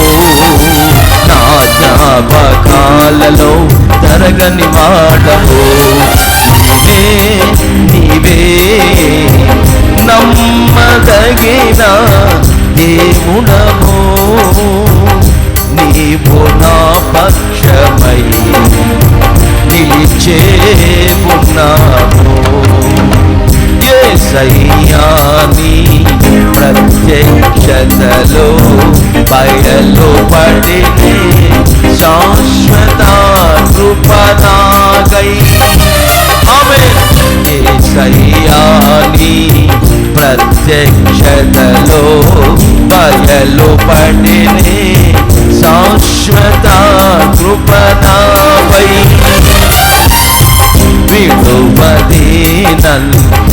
ఎల్లప్పుడూ కృప విజయ పదమున నడిపించెనే కృప విడువదే నన్నెల్లప్పుడూ కృప విజయ పదమున నడిపించెనే కృప విస్తరించునే నీ కృప తలంచినప్పుడు నిన్న నేను నిరంతరం మారదు జ్ఞాపకాలను ఎరగని వాడవు నిన్న నీలో నిరంతరం మారవు నా జ్ఞాపకాలను జరగని వాడవు నీవే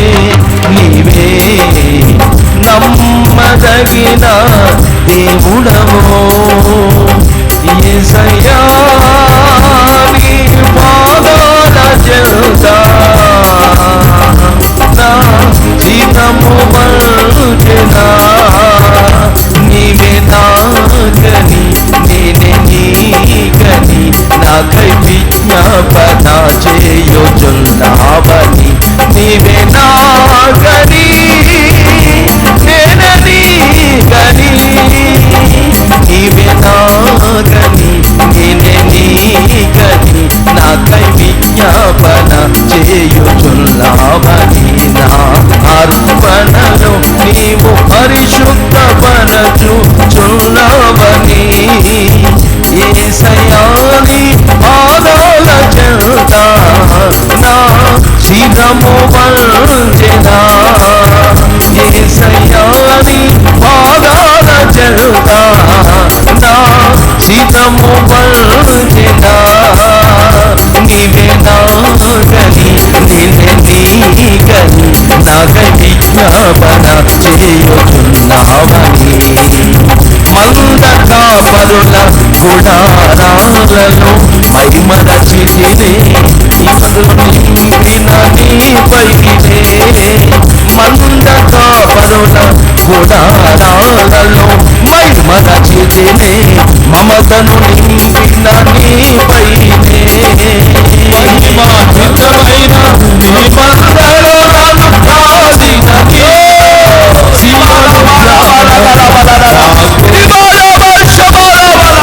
మహిమాన్వితమైన నీ మందలో నన్ను దాచిన నీతో శాలము నీదయ నాకు నేలాయతో యేసయ్యా యేసయ్యా యేసయ్యా యేసయ్యా యేసయ్యా యేసయ్యా యేసయ్యా యేసయ్యా యేసయ్యా యేసయ్యా యేసయ్యా యేసయ్యా నిన్నే కొలుకోనయ్యా నీవే నా రాజువయ్యా నిన్నే కొలుకోనయ్యా నీవే నా రాజువయ్యా యేసయ్యా యేసయ్యా యేసయ్యా కొండలలో లోయలలో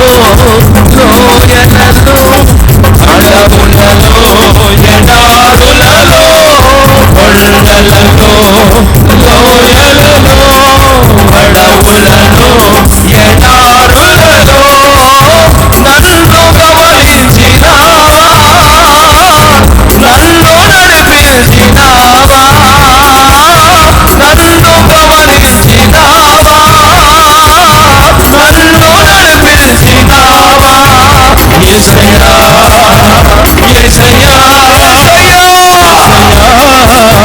యేసయ్యా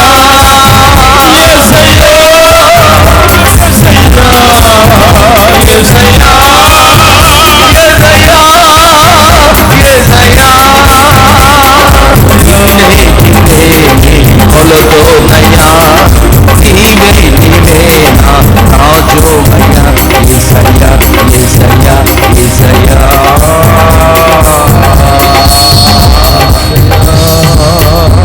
ఆయనే అందరూ ప్రార్థన చేసుకోండి. దైవ సేవకుడిని ప్రార్థన చేయబోతున్నాడు. ఆయన మన రాజు, ఆయనే మన యజమానుడు, ఆయనే మన కాపరి. అందరూ ప్రార్థన చేసుకోండి. లోపట నాటబడిన వారమై, లోపలకు ప్రవేశించిన వారమై, పరిశుద్ధాత్మను ఎలియాజరును లాభాను, ఎలియాజరు లోపలికి రమ్ము అన్నట్లుగా పరిశుద్ధాత్మను మన గుండె లోతుల్లోకి, గద లోతుల్లోనికి ఆహ్వానించండి, ఆహ్వానించండి. పరిశుద్ధాత్ముడు మిమ్మల్ని సర్వ సత్యములోకి నడిపించబోతున్నాడు. పరిశుద్ధాత్ముడు మిమ్మల్ని ఆయన కుమారులుగా, కుమార్తెలుగా చేయబోతున్నాడు. పరిశుద్ధాత్ముడు మీ పాపమును ఒప్పింపజేయబోతున్నాడు. పరిశుద్ధాత్ముడు ఉచ్చరింప సత్యముగాని మూలుగులతో నీ పక్షమున తండ్రికి విజ్ఞాపన చేయబోతున్నాడు. చావుకు లోనైన మీ శరీరముల్ని ఆ ఆత్మ ద్వారా జీవింపజేయబోతున్నాడు. ప్రార్థన ప్రార్థన ప్రార్థన ప్రార్థన.